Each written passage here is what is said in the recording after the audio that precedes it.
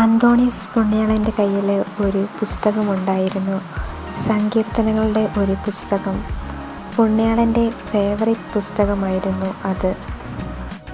പ്രാർത്ഥിക്കാൻ വേണ്ടി മാത്രമല്ല പുണ്യാളൻ ആ പുസ്തകം ഉപയോഗിച്ചു കൊണ്ടിരുന്നത്, അവിടെയുള്ള കുട്ടികളെ പഠിപ്പിക്കാൻ കൂടിയാണ് ഉപയോഗിച്ചു കൊണ്ടിരുന്നത്.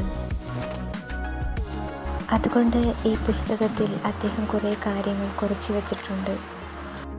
ധ്യാന ചിന്തകൾ, വ്യാഖ്യാനങ്ങൾ, അതിൻ്റെ പോയിന്റുകൾ, ഇതൊക്കെയാണ് പുസ്തകത്തിൽ ഉണ്ടായിരുന്നത്. പുണ്യാളനെ സംബന്ധിച്ചിടത്തോളം ഈ പുസ്തകം ഒരു നിധിയായിരുന്നു. ഒരു ദിവസം ഈ പുസ്തകം കാണാനില്ല. അതുമാത്രമല്ല, അവിടെയുള്ള ഒരു കുട്ടിയെയും കാണാനില്ല. ആ കുട്ടി ആ പുസ്തകം കൊണ്ട് അങ്ങ് പോവുകയും ചെയ്തു. എവിടെ പോയെന്ന് ആർക്കും ഒരു പിടുത്തവുമില്ല. അന്തോണീസ് പുണ്യാളൻ ഇരുന്ന് പ്രാർത്ഥിക്കാൻ തുടങ്ങി.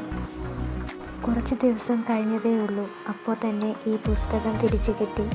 പുസ്തകം മാത്രമല്ല, ഇത് കൊണ്ടുപോയ കുട്ടിയെയും തിരിച്ചു കിട്ടി. അവൻ തിരിച്ചു വന്ന് സെമിനാരിയിൽ ചേരുകയും ചെയ്തു. നഷ്ടപ്പെട്ട സാധനങ്ങൾ തിരിച്ചു കിട്ടാൻ വേണ്ടി നമ്മൾ അന്തോണീസ് പുണ്യാളനോട് പ്രാർത്ഥിച്ചിട്ടില്ലേ?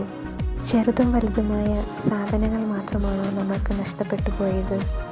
നമ്മുടെ ലൈഫിൽ എവിടെയൊക്കെ വെച്ചിട്ട് നമ്മുടെ നല്ല ശീലങ്ങളും നല്ല കൂട്ടുകെട്ടുകളും നമ്മുടെ നിഷ്കളങ്കത നഷ്ടപ്പെട്ടു പോയിട്ടില്ലേ?